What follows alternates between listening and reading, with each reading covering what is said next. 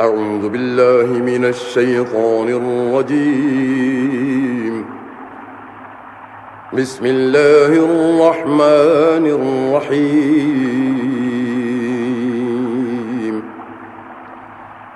يعتذرون إليكم إذا رجعتم إليهم قل لا تعتذروا لن نؤمن لكم قد نبأنا الله من أخباركم وسيرى الله عملكم ورسوله ثم تردون إلى عالم الغيب والشهادة فينبئكم بما كنتم تعملون. سيحلفون بالله لكم إذا انقلبتم إليهم لتعرضوا عنهم فأعرضوا عنهم إنهم رجس ومأواهم جهنم جزاء بما كانوا يكسبون. يحلفون لكم لترضوا عنهم فإن ترضوا عنهم فإن الله لا يرضى عن القوم الفاسقين. الأعراب أشد كفرا ونفاقا وأجدر ألا يعلموا حدود ما أنزل الله على رسوله والله عليم حكيم. ومن الأعراب من يتخذ ما ينفق مغرما ويتربص بكم الدوائر عليهم دائرة السوء والله سميع عليم. ومن الأعراب من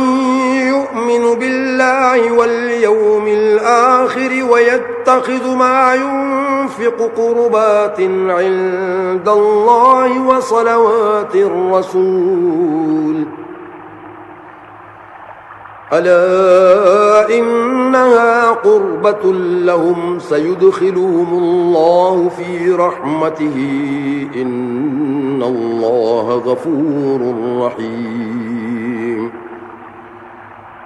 والسابقون الأولون من المهاجرين والأنصار والذين اتبعوهم بإحسان رضي الله عنهم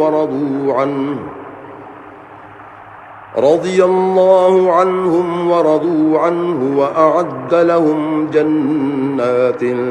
تجري تحتها الأنهار خالدين فيها أبدا ذلك الفوز العظيم. وممن حولكم من الأعراب منافقون ومن أهل المدينة مردوا على النفاق لا تعلمهم نحن نعلمهم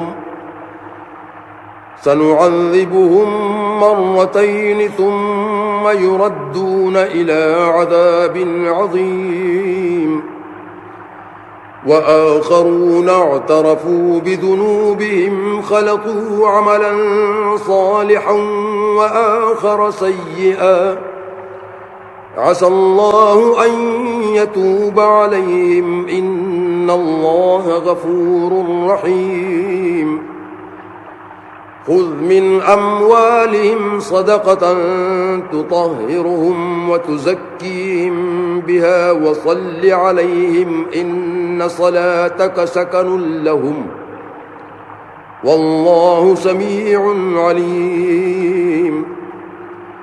ألم يعلموا أن الله هو يقبل التوبة عن عباده ويأخذ الصدقات وأن الله هو التواب الرحيم. وقل اعملوا فسيرى الله عملكم ورسوله والمؤمنون وستردون إلى عالم الغيب والشهادة فينبئكم بما كنتم تعملون. وآخرون مرجون لأمر الله إما يعذبهم وإما يتوب عليهم والله عليم حكيم والذين اتخذوا مسجدا ضرارا وكفرا وتفريقا بين المؤمنين وإرصادا لمن حارب الله ورسوله من قبل وليحلفن إن أردنا إلا الحسنى والله يشهد إنهم لكاذبون لا تقم فيه أبدا لمسجد أسس على التقوى من أول يوم أحق أن تقوم فيه رجال يحبون أن يتطهروا والله يحب المطهرين أفمن أسس بنيانه على تقوى من الله ورضوان خير أم من أسس بنيانه على شفا جرف هار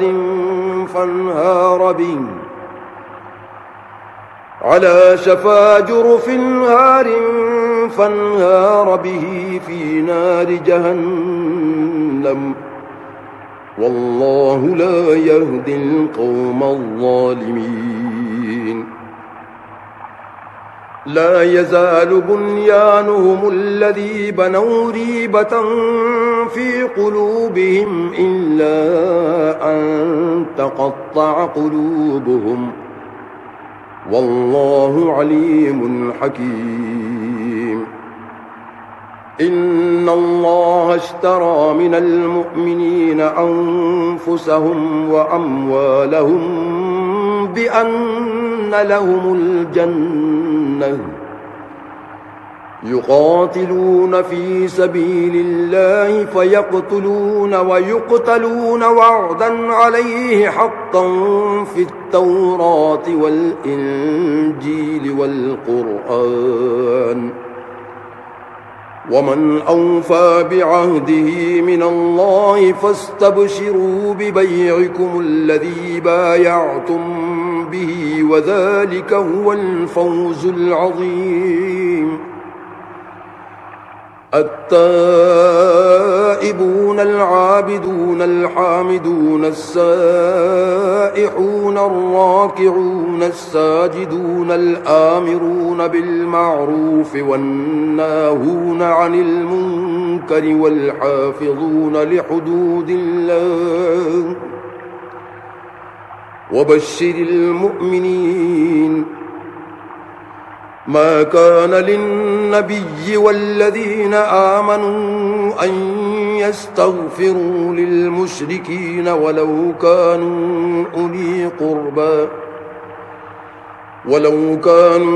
أولي قربى من بعد ما تبين لهم أنهم أصحاب الجحيم وما كان استغفار إبراهيم لأبيه إلا عن موعدة وعدها إياه فلما تبين له أنه عدو لله تبرأ منه إن إبراهيم لأواه حليم وما كان الله ليضل قوما بعد إذ هداهم حتى يبين لهم ما يتقون إن الله بكل شيء عليم إن الله له ملك السماوات والأرض يحيي ويميت وما لكم من دون الله من ولي ولا نصير لقد تاب الله على النبي والمهاجرين والأنصار الذين اتبعوه في ساعة العسرة من بعد ما كاد يزيغ قلوب فريق منهم ثم تاب عليهم إنه بهم رءوف رحيم وعلى الثلاثة الذين خلفوا حتى إذا ضاقت عليهم الأرض بما رحبت وضاقت عليهم أنفسهم وظنوا أن لا ملجأ من الله إلا إليه ثم تاب عليهم ليتوبوا إن الله هو التواب الرحيم يا أيها الذين آمنوا اتقوا الله وكونوا مع الصادقين ما كان لأهل المدينة ومن حولهم من الأعراب أن يتخلفوا عن رسول الله ولا يرغبوا بأنفسهم عن نفسه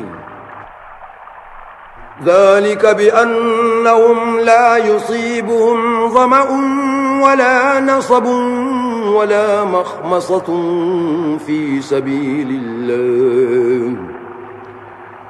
ولا يطؤون موطئا يغيظ الكفار ولا ينالون من عدو نيلا إلا كتب لهم به عمل صالح إن الله لا يضيع أجر المحسنين ولا ينفقون نفقة صغيرة ولا كبيرة ولا يقطعون واديا إلا كتب لهم ليجزيهم الله أحسن ما كانوا يعملون وما كان المؤمنون لينفروا كافة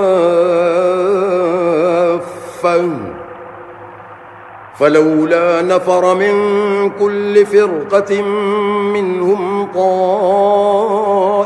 ليتفقهوا في الدين ولينذروا قومهم إذا رجعوا إليهم لعلهم يحذرون يا أيها الذين آمنوا قاتلوا الذين يلونكم من الكفار وليجدوا فيكم غلظة واعلموا أن الله مع المتقين وإذا ما أنزلت سورة فمنهم من يقول أيكم زادته هذه إيمانا فأما الذين آمنوا فزادتهم إيمانا وهم يستبشرون وأما الذين في قلوبهم مرض فزادتهم رجسا إلى رجسهم وماتوا وهم كافرون أولا يرون أنهم يفتنون في كل عام مرة أو مرتين ثم لا يتوبون ولا هم يذكرون وإذا ما أنزلت سورة نظر بعضهم إلى بعض هل يراكم من أحد ثم انصرفوا صرف الله قلوبهم بأنهم قوم لا يفقهون لقد جاءكم رسول من أنفسكم عزيز عليه ما عنتم حريص عليكم بالمؤمنين رؤوف رحيم فإن تولوا فقل حسبي الله لا إله إلا هو عليه توكلت وهو رب العرش العظيم بسم الله الرحمن الرحيم ألف لام را تلك آيات الكتاب الحكيم أكان للناس عجبا أن أوحينا إلى رجل منهم أن أنذر الناس وبشر الذين آمنوا أن لهم قدم صدق عند ربهم قال الكافرون إن هذا لساحر مبين إن ربكم الله الذي خلق السماوات والأرض في 6 أيام ثم استوى على العرش يدبر الأمر ما من شفيع إلا من بعد إذنه ذلكم الله ربكم فاعبدوه أفلا تذكرون إليه مرجعكم جميعا وعد الله حقا إنه يبدأ الخلق ثم يعيده ليجزي الذين آمنوا وعملوا الصالحات بالقسط والذين كفروا لهم شراب من حميم وعذاب أليم بما كانوا يكفرون هو الذي جعل الشمس ضياء والقمر نورا وقدره منازل لتعلموا عدد السنين والحساب ما خلق الله ذلك إلا بالحق يفصل الآيات لقوم يعلمون إن في اختلاف الليل والنهار وما خلق الله في السماوات والأرض لآيات لقوم يتقون إن الذين لا يرجون لقاءنا ورضوا بالحياة الدنيا واطمأنوا بها والذين هم عن آياتنا غافلون أولئك مأواهم النار بما كانوا يكسبون إن الذين آمنوا وعملوا الصالحات يهديهم ربهم بإيمانهم تجري من تحتهم الأنهار في جنات النعيم دعواهم فيها سبحانك اللهم وتحيتهم فيها سلام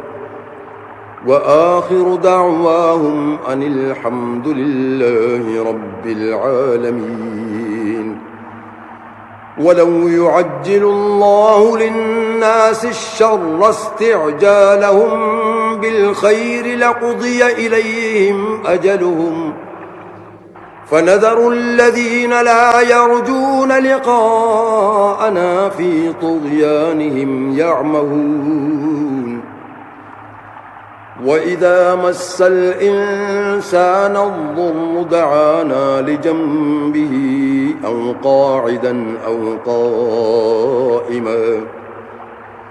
فلما كشفنا عنه ضره مر كأن لم يدعنا إلى ضر مسه كذلك زين للمسرفين ما كانوا يعملون ولقد أهلكنا القرون من قبلكم لما ظلموا وجاءتهم رسلهم بالبينات وما كانوا ليؤمنوا كذلك نجزي القوم المجرمين ثم جعلناكم خلائف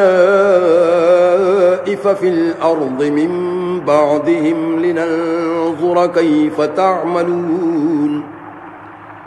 وإذا تتلى عليهم آياتنا بينات قال الذين لا يرجون لقاءنا ائت بقرآن غير هذا أو بدله قل ما يكون لي أن أبدله من تلقاء نفسي إن أتبع إلا ما يوحى إلي إني أخاف إن عصيت ربي عذاب يوم عظيم قل لو شاء الله ما تلوته عليكم ولا أدراكم به فقد لبثت فيكم عمرا من قبله أفلا تعقلون فمن أظلم ممن افترى على الله كذبا أو كذب بآياته إنه لا يفلح المجرمون ويعبدون من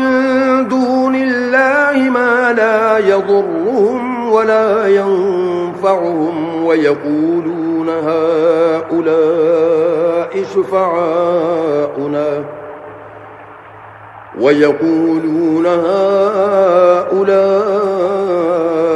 شفعاؤنا عند الله قل أتنبئون الله بما لا يعلم في السماوات ولا في الأرض سبحانه وتعالى عما يشركون وما كان الناس إلا أمة واحدة فاختلفوا ولولا كلمة سبقت من ربك لقضي بينهم فيما فيه يختلفون ويقولون لولا أنزل عليه آية من ربه فقل إنما الغيب لله فانتظروا إني معكم من المنتظرين وإذا أذقنا الناس رحمة من بعد ضراء مستهم إذا لهم مكر في آياتنا قل الله أسرع مكرا إن رسلنا يكتبون ما تمكرون هو الذي يسيركم في البر والبحر حتى إذا كنتم في الفلك وجرين بهم بريح طيبة وفرحوا بها جاءتها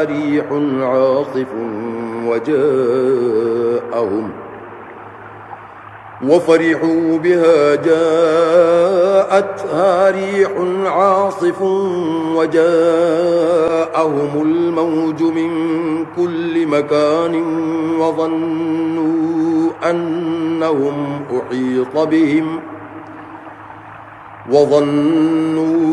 أنهم أحيط بهم دعوا الله مخلصين له الدين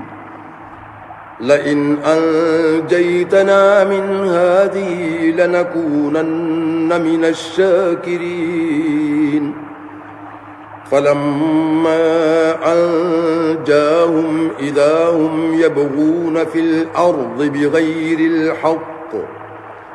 يا أيها الناس إنما بغيكم على أنفسكم متاع الحياة الدنيا ثم إلينا مرجعكم فننبئكم بما كنتم تعملون إنما مثل الحياة الدنيا كماء إن أنزلناه من السماء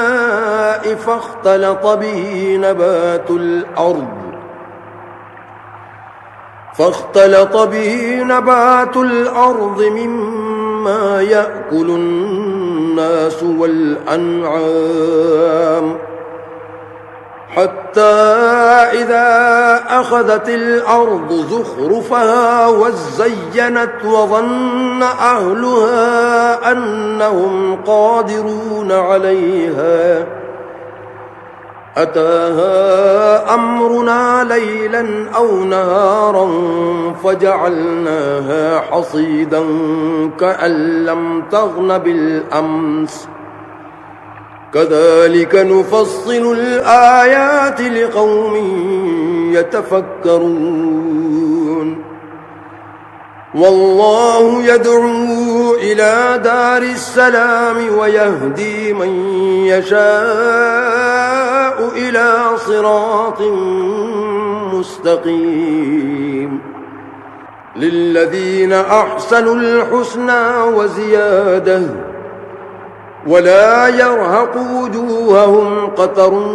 ولا ذلة أولئك أصحاب الجنة هم فيها خالدون والذين كسبوا السيئات جزاء سيئة بمثلها وترهقهم ذلة ما لهم من الله من عاصم كأنما أغشيت وجوههم قطعا من الليل مظلما أولئك أصحاب النار هم فيها خالدون ويوم نحشرهم جميعا ثم نقول للذين أشركوا مكانكم أنتم وشركاؤكم فزيلنا بينهم وقال شركاؤهم ما كنتم إيانا تعبدون فكفى بالله شهيدا بيننا وبينكم إن كنا عن عبادتكم لغافلين هنالك تبلو كل نفس ما أسلفت وردوا إلى الله مولاهم الحق وضل عنهم ما كانوا يفترون قل من يرزقكم من السماء والأرض أمن يملك السمع والأبصار ومن يخرج الحي من الميت ويخرج الميت من الحي ومن يدبر الأمر فسيقولون الله فقل أفلا تتقون فذلكم الله ربكم الحق فماذا بعد الحق إلا الضلال فأنى تصرفون كذلك حقت كلمة ربك على الذين فسقوا أنهم لا يؤمنون قل هل من شركائكم من يبدأ الخلق ثم يعيده قل الله يبدأ الخلق ثم يعيده فأنى تؤفكون قل هل من شركائكم من يهدي إلى الحق قل الله يهدي للحق أفمن يهدي إلى الحق أحق أن يتبع أمن لا يهدي إلا أن يهدى فما لكم كيف تحكمون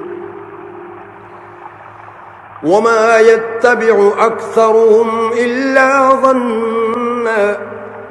إن الظن لا يغني من الحق شيئا إن الله عليم بما يفعلون وما كان هذا القرآن أن يفترى من دون الله ولكن تصديق الذي بين يديه وتفصيل الكتاب لا ريب فيه من رب العالمين أم يقولون افتراه قل فأتوا بسورة مثله وادعوا من استطعتم من دون الله إن كنتم صادقين بل كذبوا بما لم يحيطوا بعلمه ولما يأتهم تأويله كذلك كذب الذين من قبلهم فانظر كيف كان عاقبة الظالمين ومنهم من يؤمن به ومنهم من لا يؤمن به وربك أعلم بالمفسدين وإن كذبوك فقل لي عملي ولكم عملكم أنتم بريئون مما أعمل وأنا بريء مما تعملون ومنهم من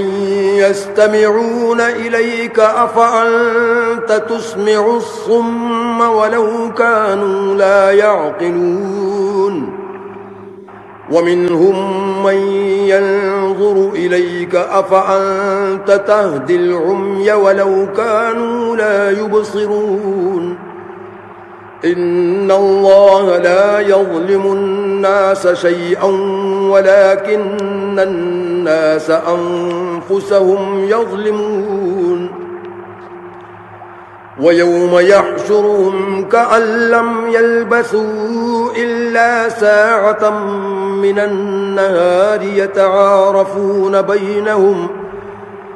قد خسر الذين كذبوا بلقاء الله وما كانوا مهتدين وإما نرينك بعض الذي نعدهم أو نتوفينك فإلينا مرجعهم ثم الله شهيد على ما يفعلون ولكل أمة رسول فإذا جاء رسولهم قضي بينهم بالقسط وهم لا يظلمون ويقولون متى هذا الوعد إن كنتم صادقين قل لا أملك لنفسي ضرا ولا نفعا إلا ما شاء الله لكل أمة أجل إذا جاء أجلهم فلا يستأخرون ساعة ولا يستقدمون قل أرأيتم إن أتاكم عذابه بياتا أو نهارا ماذا يستعجل منه المجرمون أثم إذا ما وقع آمنتم به الآن وقد كنتم به تستعجلون ثم قيل للذين ظلموا ذوقوا عذاب الخلد هل تجزون إلا بما كنتم تكسبون ويستنبئونك أحق هو قل إي وربي إنه لحق وما أنتم بمعجزين ولو أن لكل نفس ظلمت ما في الأرض لافتدت به وأسروا الندامة لما رأوا العذاب وقضي بينهم بالقسط وهم لا يظلمون ألا إن لله ما في السماوات والأرض ألا إن وعد الله حق ولكن أكثرهم لا يعلمون هو يحيي ويميت وإليه ترجعون يا أيها الناس قد جاءتكم موعظة من ربكم وشفاء لما في الصدور وهدى ورحمة للمؤمنين قل بفضل الله وبرحمته فبذلك فليفرحوا هو خير مما يجمعون قل أرأيتم ما أنزل الله لكم من رزق فجعلتم منه حراما وحلالا قل الله أذن لكم أم على الله تفترون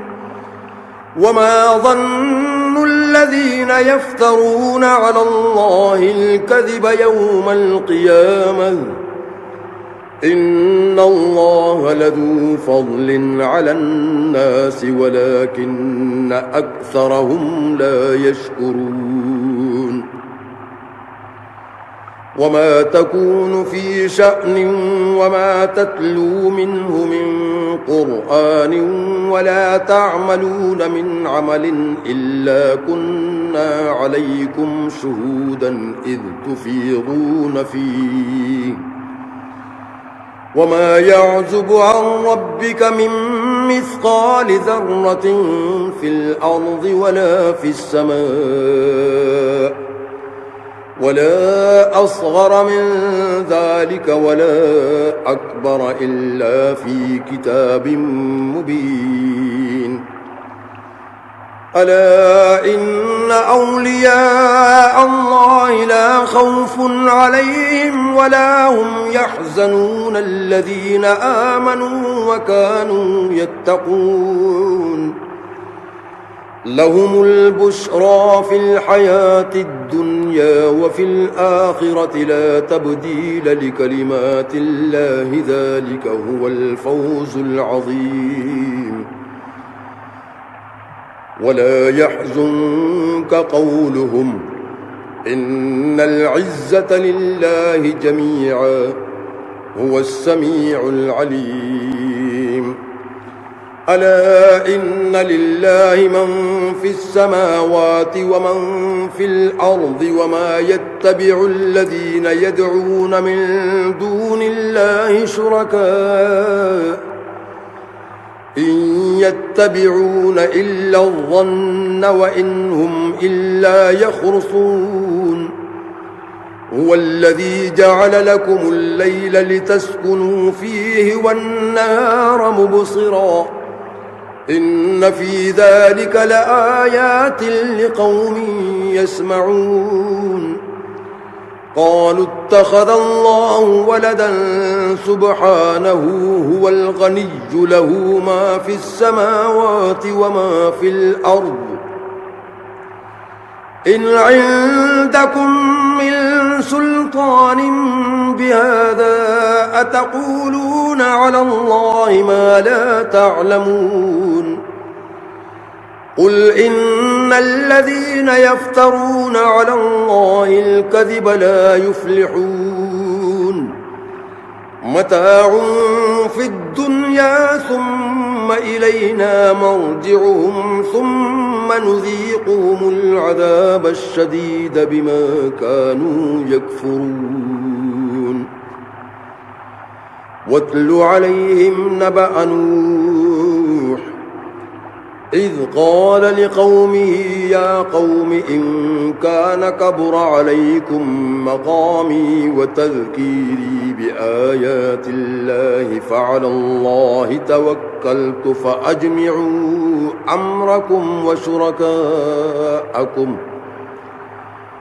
فأجمعوا أمركم وشركاءكم ثم لا يكن أمركم عليكم غمة ثم قضوا إلي ولا تنظرون فإن توليتم فما سألتكم من أجر إن أجري إلا على الله وأمرت أن أكون من المسلمين فكذبوه فنجيناه ومن معه في الفلك وجعلناهم خلائف وأغرقنا الذين كذبوا بآياتنا فانظر كيف كان عاقبة المنذرين ثم بعثنا من بعده رسلا إلى قومهم فجاءوهم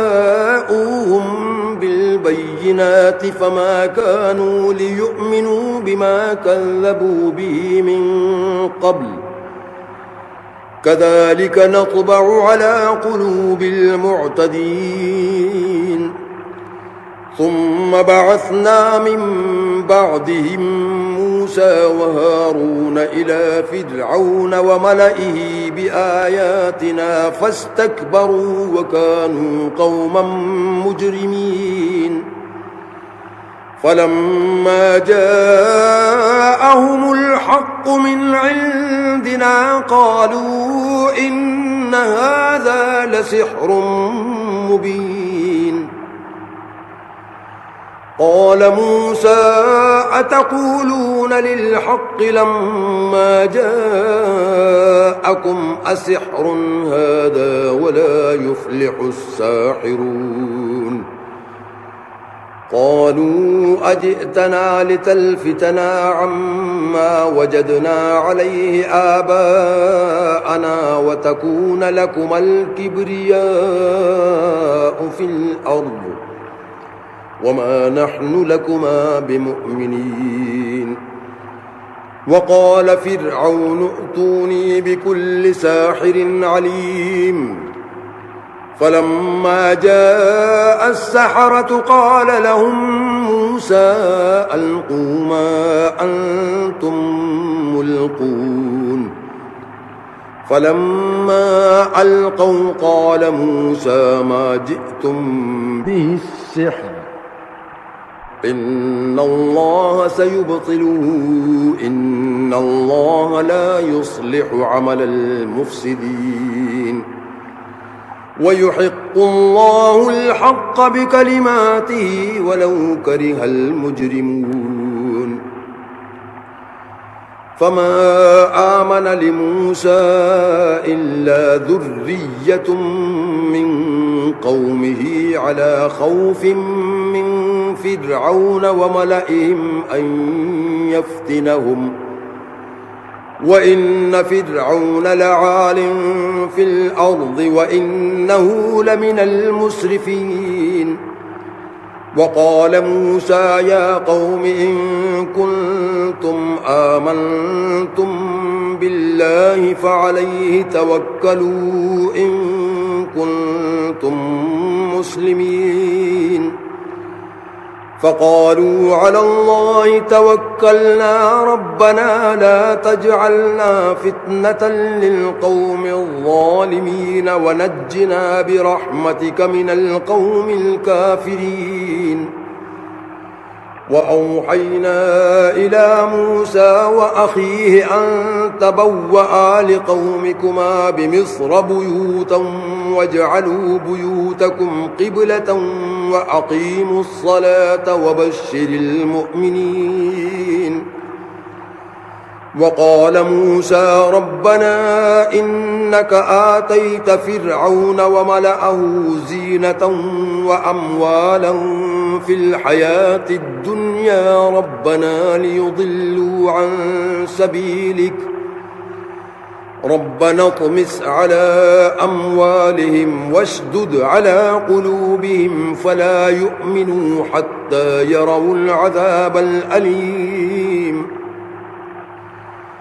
قال قد أجيبت دعوتكما فاستقيما ولا تتبعان سبيل الذين لا يعلمون وجاوزنا ببني إسرائيل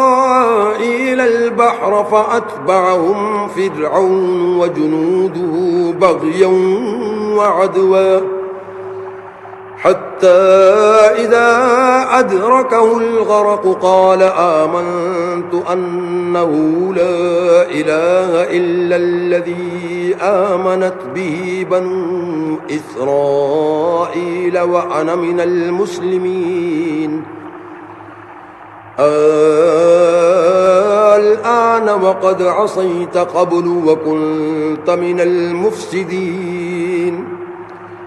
فاليوم ننجيك ببدنك لتكون لمن خلفك آية وإن كثيرا من الناس عن آياتنا لغافلون ولقد بوأنا بني إسرائيل مبوأ صدق ورزقناهم من الطيبات فما اختلفوا حتى جاءهم العلم إن ربك يقضي بينهم يوم القيامة فيما كانوا فيه يختلفون فإن كنت في شك مما أنزلنا إليك فاسأل الذين يقرؤون الكتاب من قبلك لقد جاءك الحق من ربك فلا تكونن من الممترين ولا تكونن من الذين كذبوا بآيات الله فتكون من الخاسرين إن الذين حقت عليهم كلمة ربك لا يؤمنون ولو جاءتهم كل آية حتى يروا العذاب الأليم فلولا كانت قرية آمنت فنفعها إيمانها إلا قوم يونس لما آمنوا كشفنا عنهم عذاب الخزي في الحياة الدنيا ومتعناهم إلى حين ولو شاء ربك لآمن من في الأرض كلهم جميعا أفأنت تكره الناس حتى يكونوا مؤمنين وما كان لنفس أن تؤمن إلا بإذن الله ويجعل الرجس على الذين لا يعقلون قل انظروا ماذا في السماوات والأرض وما تغني الآيات والنذر عن قوم لا يؤمنون فهل ينتظرون إلا مثل أيام الذين خلوا من قبلهم قل فانتظروا إني معكم من المنتظرين ثم ننجي رسلنا والذين آمنوا كذلك حقا علينا ننجي المؤمنين قل يا أيها الناس إن كنتم في شك من ديني فلا أعبد الذين تعبدون من دون الله ولكن أعبد الله الذي يتوفاكم وأمرت أن أكون من المؤمنين وأن أقم وجهك للدين حنيفا ولا تكونن من المشركين ولا تدع من دون الله ما لا ينفعك ولا يضرك فإن فعلت فإنك إذا من الظالمين وإن يمسسك الله بضر فلا كاشف له إلا هو وإن يردك بخير فلا راد لفضله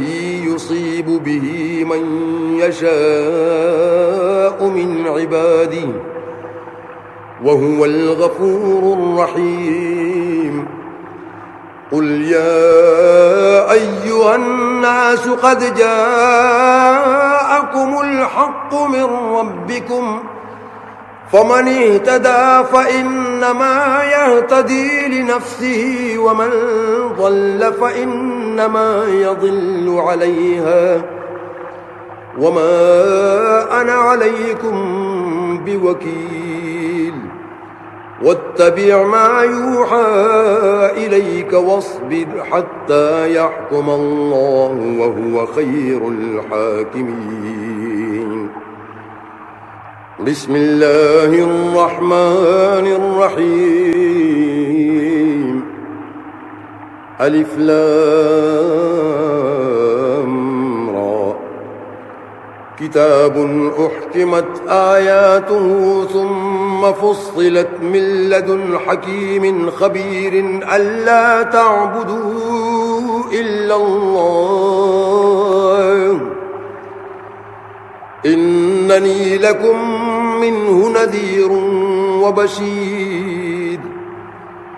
وأن استغفروا ربكم ثم توبوا إليه يمتعكم متاعا حسنا إلى أجل مسمى ويؤت كل ذي فضل فضله وإن تولوا فإني أخاف عليكم عذاب يوم كبير. إلى الله مرجعكم وهو على كل شيء قدير. ألا إنهم يثنون صدورهم ليستخفوا منه ألا حين يستغشون ثيابهم يعلم ما يسرون وما يعلنون إنه عليم بذات الصدور. أعوذ بالله من الشيطان الرجيم.